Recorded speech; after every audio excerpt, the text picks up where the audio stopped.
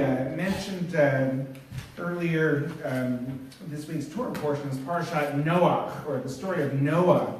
I don't think I need to go into all the details of the story. I think we all know the story. It comes at a time when people aren't behaving properly, and God wants, shall we say, a fresh start. And so God decides to flood the world, but he's going to spare Noah and Noah's family, because Noah is the most righteous person of his generation, and he's going to spare certain animals so that they'll be able to procreate after the flood is over. And we're really looking forward to Brian and chanting from this Torah portion tomorrow. Some time ago, I made a list of sort of top 10 lessons to be learned from the story of Noah.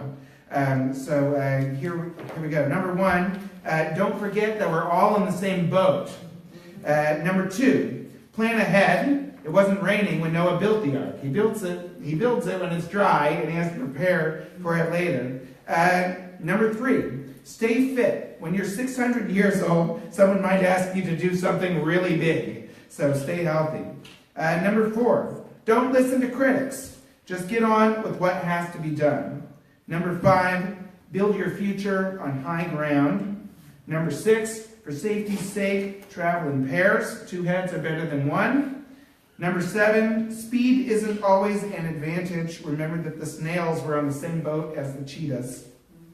Number 8, remember that the ark was built by amateurs and the Titanic was built by professionals, so sometimes you don't need all the skills in the world.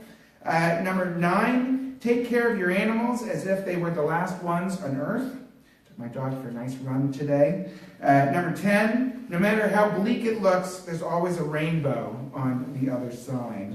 And at the end of the story of Noah, God sets a rainbow to remind us that God has determined never to have that kind of flooding again. Well, we haven't seen that kind of flooding since Noah and the ark, but we have seen a great deal of flooding, especially this year. And I think our hearts go out to the people of Puerto Rico, especially.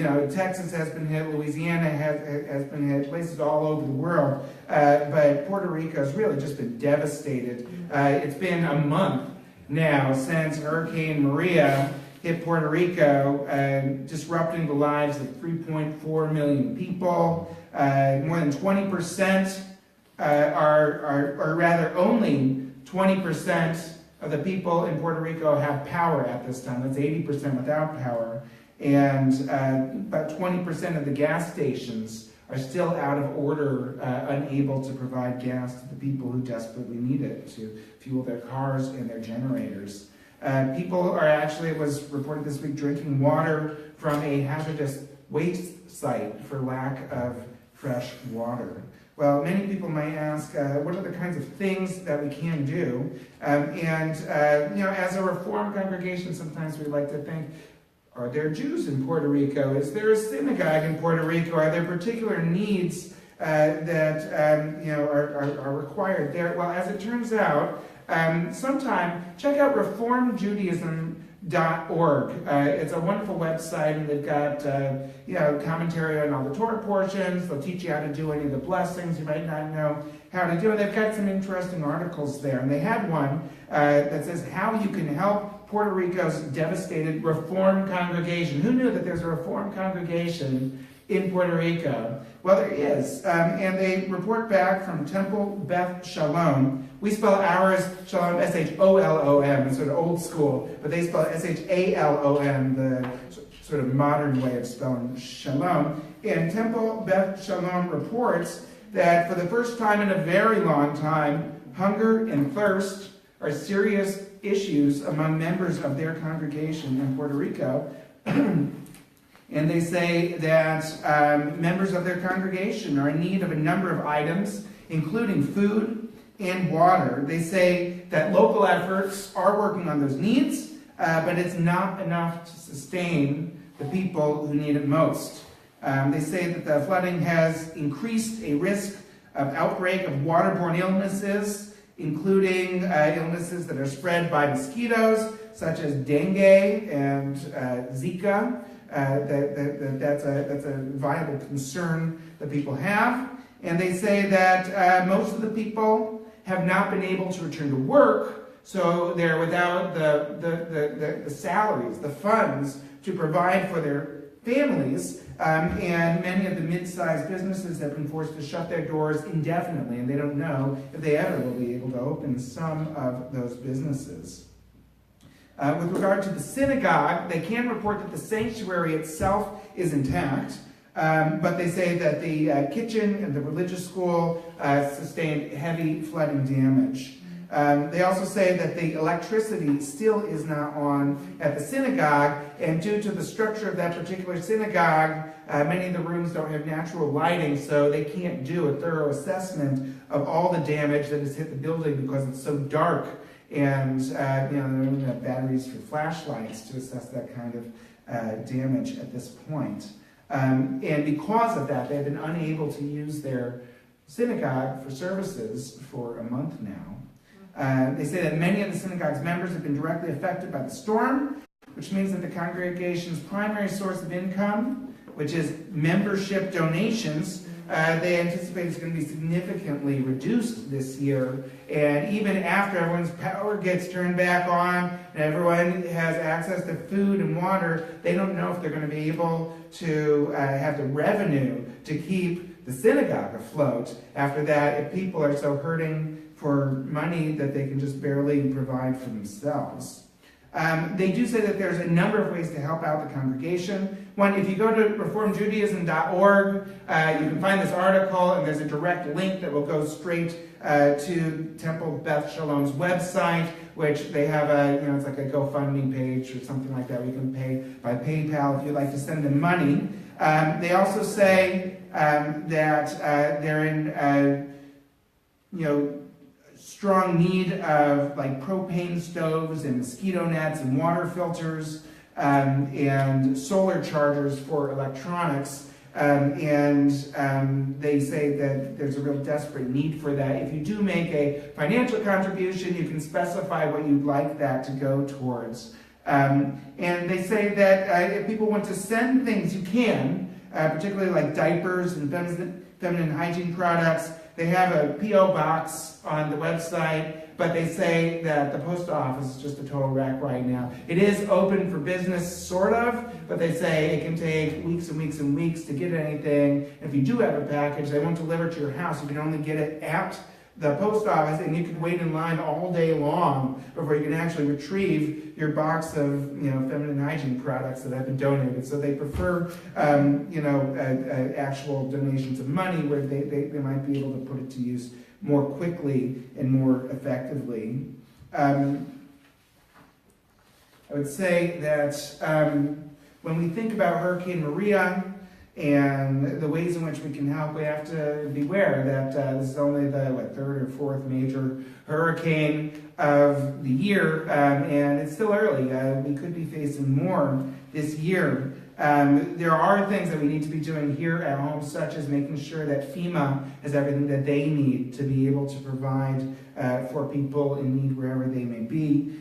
We also need to recognize the consequences of the pollution that we as individuals and we as a country are putting into the atmosphere, and that pollution leads to global warming, which leads to more extreme weather. It doesn't necessarily mean there's always going to be warm. It means more hurricanes. It means more tornadoes. It means more blizzards in the winter. And until we recognize the cause of this problem, then we can only assume that there's going to be more and more and more of these major, major catastrophes. And the people who get hurt the worst in these major catastrophes are always the infirm, the women, the children, people living in poverty. I can't tell you how many times our Torah says we have to provide for the widow, the needy, the orphan, the stranger who lives among us. And if we turn a blind eye to what's happening in the world with this planet, this beautiful, extraordinary planet that we have the privilege to live in, if we ignore that and just act like an ostrich, putting our head in the sand, then we are in some regards contributing to the consequences that devastate so many people's lives. And we really want to be devoting ourselves to do everything in our power, not just to help the victims, but also to make sure that we can prevent this from happening again in the future. things like this are a test. And sometimes we see that when things like this happen, people really pull together and they do the right thing and they support each other. And God willing, this will be one of those occasions in which people really pull together to try to do what we can to prevent this from happening. Ken Yehi Ratzon. Just a few announcements. There's going to be a bar mitzvah tomorrow, Brandon Ray, and if you heard him doing the tefillah tonight, you heard the enthusiasm and the confidence in which he delivered those prayers, and he was reading not from the transliteration, but from the side of the page that has the Hebrew on it. He has all the skills, has everything he needs for a really beautiful job tomorrow, and we're all excited for you and for your family. It's a real blessing, and we're looking forward to that. We also have another blessing tomorrow, actually. Towards the end of the service, we also have a conversion that has recently taken place, and we have a brief ceremony that we'll be adding to the service tomorrow for someone who recently has chosen to become Jewish. And that's always something just really exciting for our congregation when that happens. A few other announcements. Starting in November, I'll be teaching a class on Jews and food. So that's on Thursdays at 7 p.m. You're welcome to come. Also, this Sunday, October 22nd, at the JCC in Sherman, they're having a special event. It's a free event, although they welcome suggested donations of $10. It's about Jewish gangsters. And there were a number of Jewish gangsters. So actually, there was one that my family was kind of close with years ago in Chicago. So it should be kind of interesting. So that's on Sunday, October 22nd at 11:30 a.m. for anyone who'd like to attend. It's at the JCC in Sherman off of Route 39. Also, if you are interested in attending our Israel trip this year, let me know. Send me an email. We're going to have a meeting at some point in November. What an opportunity to visit family who may be in Israel and to celebrate with the congregation. It's going to be a really, really great trip. Think about joining us. You might also want to join us at the URJ Biennial in Boston this year. We have that's going to be December 6th through. I'm not wearing my reading glasses, but it looks like the 6th through the 10th. Also, Friday, November 3rd, we have a guest speaker. The regional director of the Anti-Defamation League is going to be here to speak to Temple Shalom. I think we'll probably have a pretty good turnout that night. And feel free to come and bring a friend and anyone who might appreciate that. Also, Marilyn, where's my little... Here it is. Okay, this is really small print for my eyes. But Marilyn, would you tell us a little bit about this event since you have a connection? It's going to take place November 11th. Yes, it's at the New Milford Library at 11 o'clock. My daughter, a few years ago, through the Commission of the Arts in New York, made a film called Deaf Jam. It had to do with the School of the Deaf in New York, where she used the film to introduce a young woman who had come from Israel who was deaf and didn't respond to the cochlear implants. And so at the School of the Deaf, she was very instrumental, this young woman, in bringing about poetry, which was very effective among these deaf girls and boys. But the culmination of the film was the friendship that developed between this girl who was deaf from Israel and a Palestinian girl who was going to Columbia who could hear. And at the very end of the film, the poem that she had composed is read by the Palestinian girl. So that film will be shown at the New Milford Library on November 11th at 11 o'clock. I'm really looking forward to that, and it's easy to remember, right? 11, 11, right. At 11. Really, like, we'll all remember that now. I'm looking forward to that, so thank you for sharing that with us. Also, we have our paint and sip. If you like wine or you like to paint, even if you have no skills at all, you can come. It's like $25 per person. It'll be a fun social event for the congregation or anyone who would like to join us that night. And we have a professional artist who's going to be there, and easels and paint, and she will give us step-by-step instructions. And at the end of the night, you too will come home with a painting suitable for framing. Also, at the First Congregational Church of New Milford on Saturday, November 4th at 7 p.m., they're having a special evening of animated storytelling for adults and children, together as one, celebrating all of God's children, presented by award-winning international storyteller Valerie Tutson, inspiring, entertaining, a beautiful light. So we encourage people to participate in that as well. So without any further ado,